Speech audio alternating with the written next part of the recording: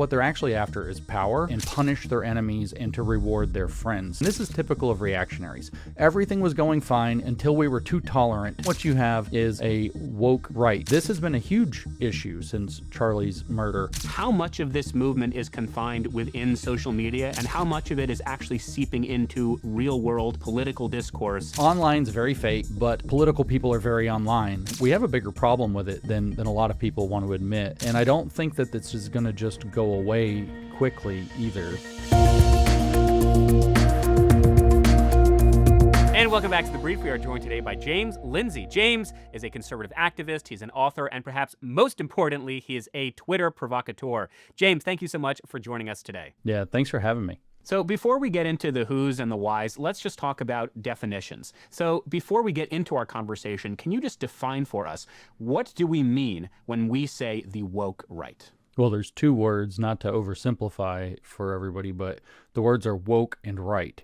Okay, so I'm taking the word right here to mean people who identify as being on the right, who profess to have right-wing values as opposed to left-wing values. They prefer hierarchy, they prefer tradition, or at least pseudo-tradition, kind of a pretense at pretending they have tradition, whereas the left is radically egalitarian. They want radical equity, redistribution, and they're vividly anti-traditionalist, as we all see. So there's this distinction between left and right there. So people who qualify themselves as on the right, they tend to be socially conservative, as a matter of fact, or at least publicly they're socially conservative. And then the word woke. And woke, to be as short as possible about it, means using critical theory, or if you want a Marxist-style analysis to make your points. And so you have this fundamental belief that the world is intrinsically separated into a conflict that drives history, that is oppressor versus oppressed, and the alienated oppressed faction is being withheld from the center of society by a power structure that is designed to keep them out for crooked purposes. So they're going to awaken to a consciousness that that's how the world works. It's called a critical consciousness. It envisions an ideal world with their socio-political arrangement running everything, and criticizes the real world for not being the same as that real world. That's what critical theory means. So when you have people who act like that, who adopt Machiavellian tactics, who worship power and pursue it, who have no qualms lying or presenting themselves falsely, who engage in a kind of a selective cancel culture. They're against canceling of themselves, but they're in favor of canceling anybody who disagrees with them. Then what you have is a woke right when they're pursuing these so-called right-wing values. So how much of the woke right, then, is a reaction to the wokeism on the far left and the cancel culture that we have seen being dominant in political discourse and within our American institutions for the last 10, 20 years? Is this an independent movement outside of that, or is this just reactionary? I think it's not fair to just say it's just reactionary, but it is reactionary. So it's a little bit too much to kind of like dismiss it under a reactionary label. It is continuous with a bunch of reactionary or counter-revolutionary movements going back to, say, Joseph de Maistre, reacting, he was a Catholic thinker in France, reacting to the French Revolution, believed that there was a divine ordinance to the arrangement of the state, and through whether we look at the 1900s, the 1920s, 1930s, we see the fascist movement, we see the Nazi movement arising as a reaction to Marxism. They're explicit that that's what they are, that in fact they are forms of socialism that are nationalistic in their arrangement. Hitler and Mussolini didn't agree on what defines the nation. For Hitler, it was a racial definition of folk, and for Mussolini, it was just a kind of traditional political national entity. But the idea was that this internationalist Marxist socialist movement was the wrong kind of socialism. Mussolini explicitly says in the Doctrine of Fascism that it takes its inspiration from socialism but refocuses it around the idea of the nation. This is kind of the same ideas in a different form that de Maistre had. So there's a long continuous line of counter-revolutionary and reactionary thought into which this is embedded. And the current form, just like fascism took its inspiration from Marxism and kind of reacted to it and sort of reversed it and relocated the authentic citizen in this national identity or nationalist identity. What we have now is this what Jordan Peterson called woke postmodern neo-Marxism, and that's a lot of words, right? You got postmodernism. You have to understand that that's this constructivist view of the world. Everything's a little bit pastiche. Truth doesn't really matter. It's all local. Your truth, my truth. And then you have the critical part of that. The neo-Marxist part is critical theory, and so you have a critical constructivist view of reality that is now being reacted to. So we have something like a postmodern neo-fascism in answer, but it still dips into that older line of counter-revolutionary, reactionary, and fascist thought for its inspiration. So it's not just reactionary, but it is reactionary. It takes the overwhelming amount of its inspiration, almost all of its energy, from bouncing off of the left and turning things kind of backwards. Conceptually, this makes sense to me on an ideological level, why we're seeing this wokeism on the right. On a practical level, though, and this is where, again, I sort of struggle with what the movement is, what are the specific legislative or political accomplishments or goals this movement has? It sort of just seems like it's a rupture. They don't like this system. They don't like the main political actors, certainly within the right. So what exactly are they hoping to achieve on a pragmatic political level within our democratic framework? Power. It's just like on the left. You can't actually nail down what the policy prescriptions of the left are, the radical woke left either. And 10 years ago, we were all having this conversation. Nobody could quite nail down what they wanted. And I used to joke that it's kind of like the trust me bro of politics. Look, we don't have specific policy prescriptions. We just know that the thing we're dealing with is wrong. Give us power and we'll fix it. Trust me, bro. And that's sort of the logic. And so what they're actually after is power, the power particularly to identify and punish their enemies and to reward their friends, to create a two-tiered system around their particular ideological bent, which is the same totalitarian impulse you see in example after example, stretching back at least to the French Revolution. So what they're actually after is power in order to be able, it's not just a rupture from the continuity of today. This is what the critical theory is about. You can't envision the better world. You don't know what the policy necessarily has to look like. But what you do know is that when you have power to reward your ideological friends, to advance the ideological vision, and to punish its enemies, then you'll be able to instantiate this new regime that will somehow be better or more close to the utopian or ideal vision. So this is the primary vehicle that they're after, is their own empowerment in institutional settings and government. But, I mean, they do talk about wanting to have a specifically theocratic Christian nation, or at least one that's civically Christian under civil authorities and magistrates. Sometimes, not always, they seem to want to create something that works a little bit like a preference to what they call heritage Americans, which seems to be an ambiguous term that has something to do with how far back your heritage in America goes, but seems also to be a proxy for white or male. They seem to have strong patriarchal ambitions that they think are going to set the world to right. And this is typical of reactionaries. They say everything was going fine, just to kind of like give a big picture, paint a big picture of what the reactionary mind is. Everything was going fine until we were too tolerant. So we're going to go back to the point where the tolerance created a rupture from our inheritance, and we're going to reclaim it. So we're going to be, if we're not supposed to be patriarchal now, things were better when we were, so we're going to be patriarchal again. If we're not supposed to be theocratic now, things were better when we were theocratic, so we're going to go back to that. Racist, anti-Semitic, you name it, same stuff. So we're going to undo the tolerance that has allowed society to slip into degeneracy under our own tyrannical thumb. But their entire program is actually a means to an end, and the end is getting their own positions in power. There's so much there to unpack. I want to start with this. I'm glad you mentioned the sort of trust me bro movement of political discourse here, because when I think of the woke right, I'm almost exclusively thinking of the online sphere, the broverse, the podcast verse, and in particular the cesspool now known as X. How much of this movement is confined within social media and the online verse, and how much of it is actually seeping into real world political discourse, or even actually electing policymakers with that mindset? I mean, there's a little bit of electing policymakers, Dusty Devers, for example, in Oklahoma at the state legislature level, being kind of the most prominent example. And it's hard to think of another one, but you will start to see them leaking into local and state level positions. Maybe they're going to get a congressman or two. You could argue that Marjorie Taylor Greene and Thomas Massie are in alignment with them already, for example, in the House.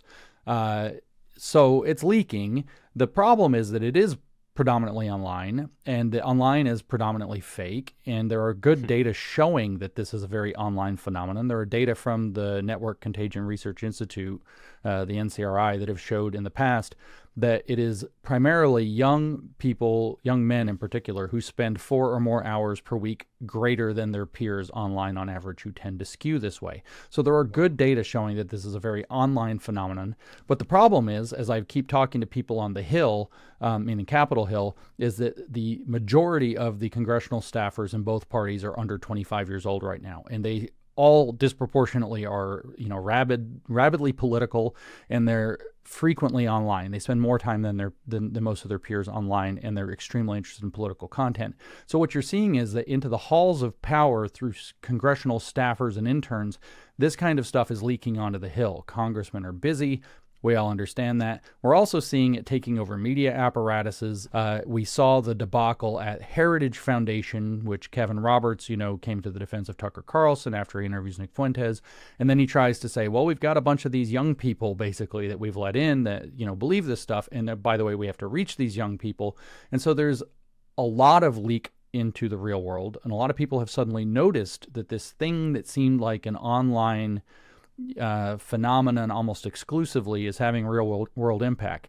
And I think the problem, to put it more succinctly, is that online's very fake, but political people are very online, so it leaks into the political universe pretty readily. And I think that we have a bigger problem with it than a lot of people want to admit. I'm just curious because Charlie Kirk was so influential and so impactful for millions of Gen Z American men. And I guess I'm curious, with the absence of Charlie Kirk, has this movement accelerated? Has it actually exacerbated the problems because you have an absence of a strong male presence? So those young Gen Z men are looking for alternatives. Yeah, I do think there is a bit. Charlie left a gigantic vacuum. And the thing is that the young men around Charlie, this is one of Charlie's biggest issues that he was facing in the last year of his life, was that a lot of the men in his audience were already being pulled in those directions. And he, frequently spoke to this. He actually was very afraid that if he couldn't get his messaging right on key issues, including the role of Israel in the world, the relationship of America to Israel, and some other issues, that if he couldn't strike that tone right, that what would happen is you would see a matriculation of a lot of young politically active conservatives toward the Nick Fuentes type crowd, or toward a lot of these other influencers who are peddling these kinds of conspiracy theories and other things. And so he was very concerned about it. And then he's gone. So all of a sudden he was acting as a restraining force, and that gets pulled out of the picture. Simultaneously, all of those other forces didn't go away, and they sense the vacuum and are happy and ready and eager to capitalize. And so they dive into that space pretty readily and start using, in fact, even Charlie's death and the circumstances around it to spin a variety of theories that, drive the wedge deeper about Israel. Did Israel have an involvement in his death, for example, was a big narrative that's still being pushed. And that feeds into these kinds of things. So people, they want to say, no, leave that alone. That's ridiculous. Sound like they're just scolding, or that they don't want to touch, a secret truth nobody's allowed to have. And then the conspiracy theorists are very able to play in that field and recruit in that field on that third rail. So this has been a huge issue since Charlie's murder. And I don't think that this is going to just go away quickly either. This is going to be a defining vacuum to fill, and it's going to be a challenge because Charlie was a singular talent, 1 in 3 generations at best, to have a man like him. So it's going to be a rough ride in this wake of his murder. I actually just want to piggyback on something you had just said, which is Israel. So I see Zohar Mamdani, for example, as a perfect example of this. Someone whose supporters would say, well, he won because he focused on affordability. He didn't really care about foreign policy. Meanwhile, he literally stated numerous times that Palestine was the center of his political identity. I was somebody who began my journey in organizing and in politics by co-founding my school's first Students for Justice in Palestine. The struggle for Palestinian liberation was at the core of my politics and continues to be. He very much won on the grievance culture that those on the left had, using Israel as this flashrod for it. When you look at the woke right, as much as they say America first, we only care about America, just on a quantitative measurement, they talk about Israel way more than any other podcast, way more than pro-Israel Jewish influencers. What is it about Israel that is animating so much of this Groyper, woke right, trust me bro verse? What is it? Well, I'll tell you that there's a fun coincidence. There's not a lot of coincidences in the world, but there's a fun coincidence here, which is the shape of Israel on the map. If you look at it, as you'd be very familiar, you got the Golan Heights up at the top, and it looks kind of like a little bit of a handle, and you have this big knife-shaped country, right? And it's, all the way down to that point, I guess, on the Red Sea. So you have this very wedge-shaped object being driven into the MAGA coalition, and metaphors aside, that's what it is. Israel's a very, very, very fruitful wedge for them. You can get people worked up on, you have a ton of very ironically libertarian anti-war sentiment. Trump really ran as being an anti-war peace president twice. He was very successful in that regard. It's one of the things he's most lauded for in his first term. It's one of the things he's pursued most aggressively in his second term, bragging that he's ended 8 wars already, some of which are to Israel's detriment, and they kind of did him a favor to do that. But you have a ton of ignorance in the U.S. You have a ton of sentiment that aligns with, this America first agenda. We're not going to worry about foreign countries anymore.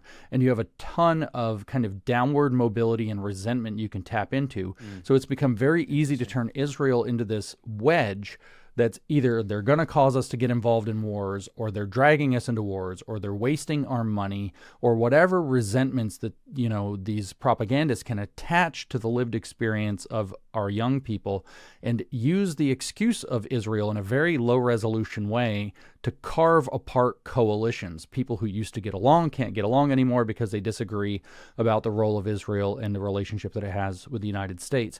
But for my money, Israel's primarily a proxy in this. It is not the issue. It is the tool that is being used to drive the issue, and the issue is the fragmentation of MAGA.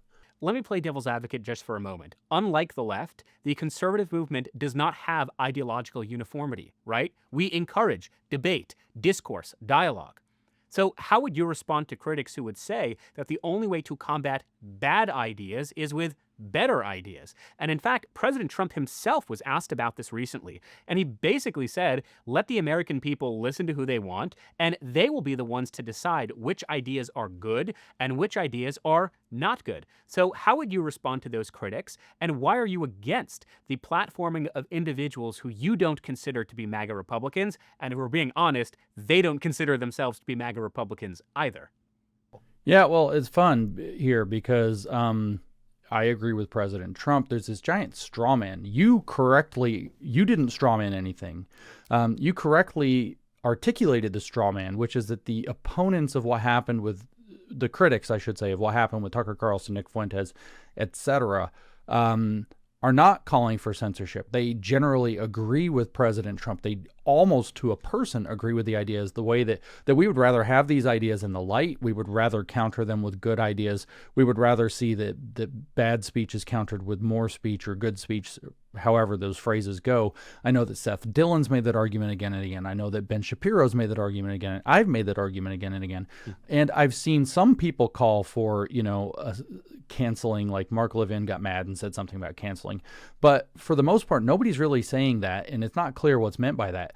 Deplatforming is this other kind of fun issue, because it's like, I've been deplatformed. Nobody's entitled to a platform, right? So it's like, because Tucker Carlson's been on the Turning Point USA stage before, he's automatically like grandfathered in to always be on the Turning Point USA stage, or else Turning Point canceled him. Well, by that logic, Turning Point canceled me, and you don't see me whining and crying about it.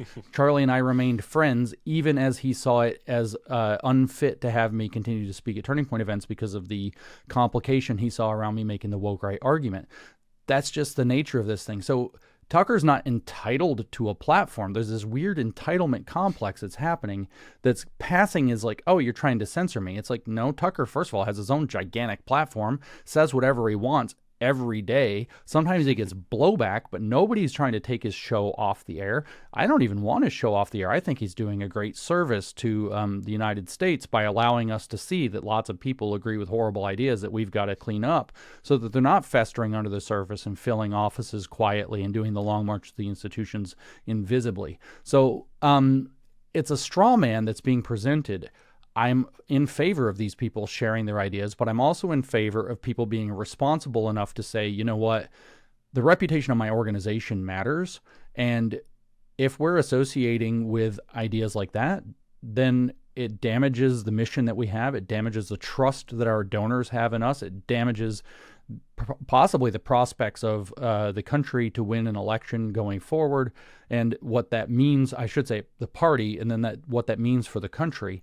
And to take that responsibility and say, you know what, Tucker Carlson did a very softball interview with Nick Fuentes. The issue isn't that he had an interview. The issue is not even that it was a softball interview. The issue is that we're being passed off like this is just totally normal, that Nick Fuentes can sit there and say, oh yeah, Stalin's one of my favorite people, and Tucker's like, oh my God, what do I do? We'll circle back to that, and it just kind of slides on by.